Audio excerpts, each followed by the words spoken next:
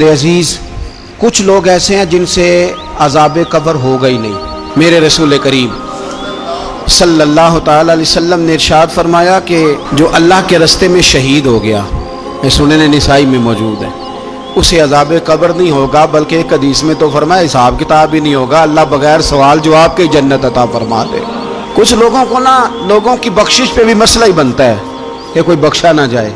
اور ایک صاحب کہہ رہے تھے جی یہ کیا معاملہ ہے کہ جمعے کو بندہ مر گیا یا فلانا ہو گیا تو اس سے حساب کتاب نہیں ہوگا، اتنے بڑے جرم لوگوں نے کہ اتنے پاپ، اور جمعے کو مر گیا تو بخشا جائے گا. تو میں نے کہا جرموں کا بھی اسے حساب اللہ لے لے گا، لیکن میاں حساب کتاب کی ڈیوٹی نہ اللہ کی ہے تو بہتر یہ ہے کہ اسی کے ہاتھ میں رہے، تو نہ اپنے ہاتھ میں لینے کی کوشش کر.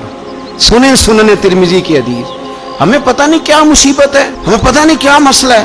ایک جنازے سے میں نکلا، آپ یقین کریں کبھی کبھی کلیجہ پھٹ جاتا ہے. میں ایک جنازے سے نکلا تو میرے ساتھ ایک بندہ جنازہ پڑھ کے نکلا تو کہنے لگا جی پیر صاحب دیکھیں آج کتنی دنیا آئی ہے، حالانکہ یہ بندہ اس طرح کا تھا، اس طرح کا تھا، اس طرح کا تھا. میں نے اسے کہا یار تجھے تو فکر ہی لگ گئی ہے کہیں جنت میں چلا ہی نہ جائے. تو اس طرح کرنا، جنت کے دروازے کے سامنے کھڑے ہو جانا ڈنڈا لے کے کہ میں نے نہیں جانے دینا. شرم آنی چاہیے ہمیں. اللہ فرماتے ہیں جنت اتنی چوڑی ہے جتنے زمین و آسمان، اس کی چوڑائی زمین اور آسمان کے برابر ہے، تو ہم تو اپنے علاوہ کسی کو جانے نہیں دینا چاہتے جنت میں. اور بس کریں، جنت خدا کا فضل ہے، اور اللہ فرماتے ہیں میرا فضل میں جسے چاہتا ہوں عطا کرتا ہوں. یہ سنن ترمذی کی حدیث، اور اس کے راوی حضرت عبداللہ ابن عمر رضی اللہ تعالیٰ عنہ. نبی پاک علیہ السلام نے فرمایا جو مسلمان جمعے کے دن یا جمعے کی رات کو فوت ہو اس کو اللہ تعالیٰ قبر کی آزمائش سے محفوظ رکھتا ہے. جو جمعے کی رات فوت ہو جائے یا جمعے والے، یعنی جمعے رات اور جمعے کی درمیانی رات چلا جائے یا جمعے والے، تو اللہ اسے عذاب قبر سے. تو میرے عزیز جو بندہ شہید ہو اس سے عذاب قبر نہیں ہوتا، جو آدمی جمعے کے دن یا جمعے کی رات چلا جائے اسے بھی عذاب قبر نہیں ہوتا.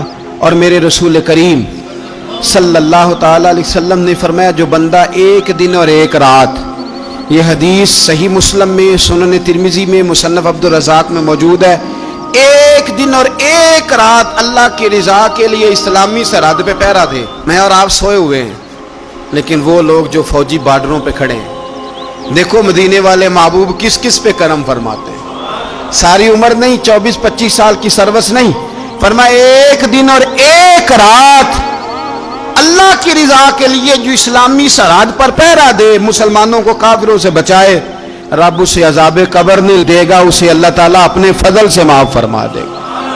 ایک رات اور ایک. آپ کیا سمجھتے ہیں کہ ان فوجیوں کی کوئی چھوٹی شان ہے؟ ان کا کوئی چھوٹا مرتبہ ہے؟ ایک دن اور ایک رات اگر یہ پہرا دیں تو اللہ انہیں اتنا انعام عطا کرتا ہے.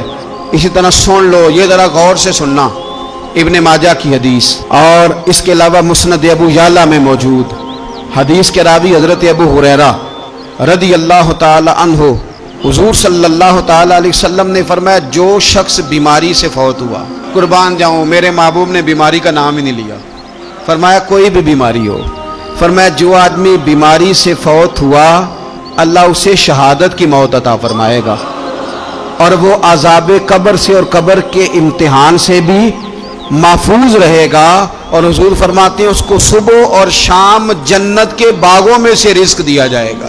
جو کسی بھی بیماری سے مرا، یہ لوگ بیماری سے مر رہے ہیں تو لوگوں نے اچھوت سمجھ رہے ہیں، اچھوت، یہ اچھوت نہیں ہے، اس لیے کہ لوارث نہیں، یہ خدا رسول کے ماننے والے ہیں.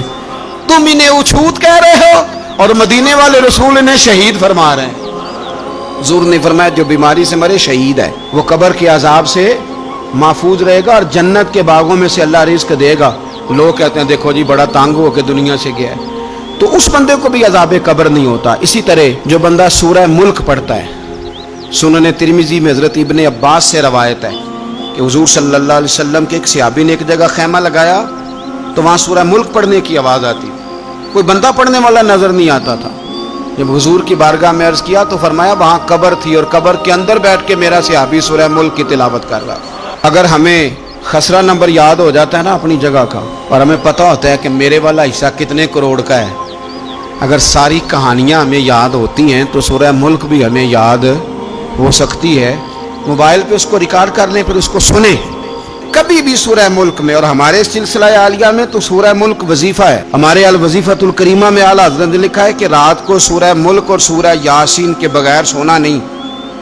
سورہ ملک اتنی شاندار سورت ہے کہ نبی پاک صلی اللہ علیہ وسلم نے فرمایا یہ قیامت کے دن اللہ کی بارگاہ میں ناز سے جھگڑا کرے گی اور کہے گی اے اللہ، یہاں تو میرے پڑھنے والے کو جنت عطا فرما یا مجھے قرآن پاک سے علیحدہ کر دے۔ تو رب کریم پھر اپنے فضل سے پڑھنے والے کو جنت عطا کرے گا۔